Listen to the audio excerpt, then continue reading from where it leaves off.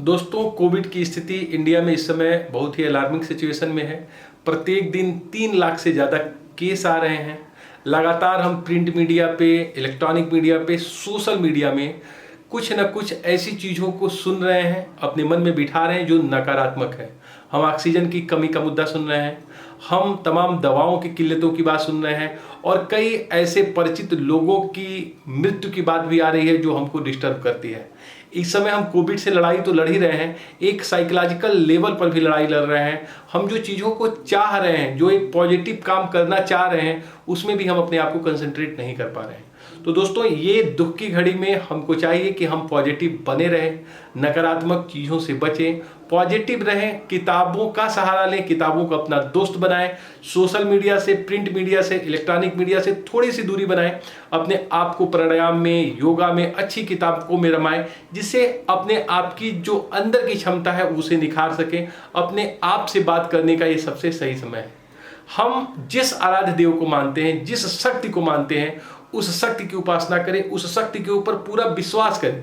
कई बार ऐसा होता है कि उस शक्ति पर से विश्वास लोगों का कम होता है।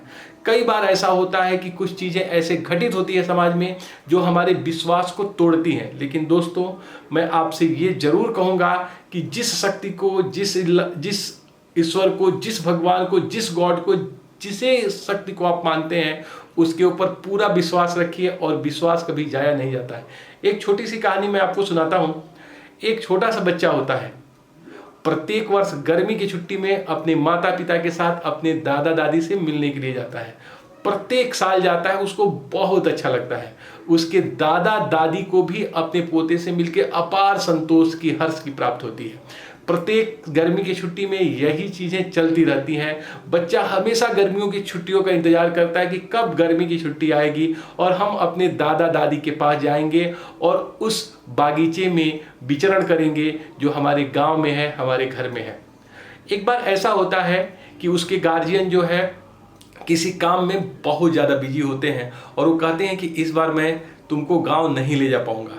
बच्चा कहता है कि पापा, अब मैं बड़ा हो गया हूँ, मैं खुद ही गांव चला जाऊंगा, आपको जाने की आवश्यकता नहीं है।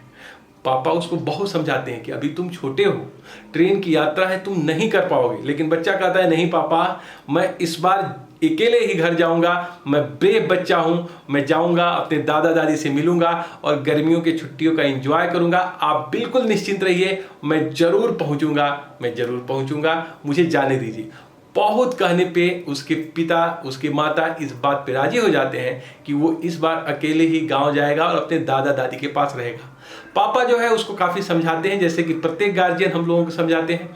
उसको ले जाते हैं और उसको ट्रेन में बिठाते हैं और उसको कहते हैं कि बेटा, अपने धैर्य को बनाए रखना, विश्वास को बनाए रखना, और जब भी कभी तुमको लगे कि तुम कभी समस्या में हो तो एक छोटा सा पत्र ये मैं लिख के तुम्हारे जेब में रखता हूँ, इसको जरूर पढ़ लेना, तुमको अंदर से शक्ति मिलेगा, तुम जो है उस डर से जरूर जीत जाओगे। बच्चा कहता है कि पापा, आप इतना घबराए क्यों हैं, आप जाइए, मैं आराम से पहुँच जाऊँगा। पापा उसको सी ऑफ करते हैं और ट्रेन चलती है। बच्चा अकेला होता है। जब ट्रेन चलने लगती है तो उस बच्चे को डर लगने लगता है। उसको लगता है कि मैं इस भीड़ में अकेला हूँ। जब कोई नया व्यक्ति आता है तो बच्चे को लगता है कि वो मुझे घूर रहा है। उसे तमाम छोटी छोटी बातें याद होती हैं जो बच्चों के साथ घटित होती हैं। बच्चा बहुत डर जाता है। उसको लगता है कि मैं इस यात्रा को कैसे करूंगा, लेकिन अपने मन में सोचता है कि डर के आगे जीत है, मैं जरूर जीतूंगा। अपनी आंखों को बंद करता है, लेकिन जब अपनी आंखों को बंद करता है तो उसका डर उसके ऊपर और भी हावी होता है। उसको लगता है कि अब मैंने गलती कर दी, मुझे अकेले यात्रा नहीं करनी चाहिए थी, मुझे जो है आज मैं फंस गया, बुरी तरीके से फंस गया। तब तक उसे अपने पापा की बात याद आती है कि पापा ने मुझे कुछ दिया है। बच्चा जो है अपने जेब में हाथ डालता है और देखता है कि उसमें एक छोटा सा पत्र है। उस पत्र को खोलता है और पढ़ता है। उसमें पापा ने लिखा होता है कि बेटा, डरना नहीं, मैं ट्रेन के आगे वाले डिब्बे में हूँ। जब बच्चा इस बात को पढ़ता है तो बहुत ही खुश हो जाता है, उसकी सारी मुश्किलें टल जाती हैं। दोस्तों, हमारा जो शक्ति है, हमारा जो विश्वास है, हमारा जो आराध्य है, वो सदैव ही हम लोगों के साथ है, वो सदैव ही हम लोगों के साथ रहता है। लेकिन हम लोग कई बार भूल जाते हैं कि वो हमारे साथ नहीं है। उस महाशक्ति के ऊपर और उसी के अंश आप खुद हैं, उसके ऊपर विश्वास रखिए, सब कुछ अच्छा होगा।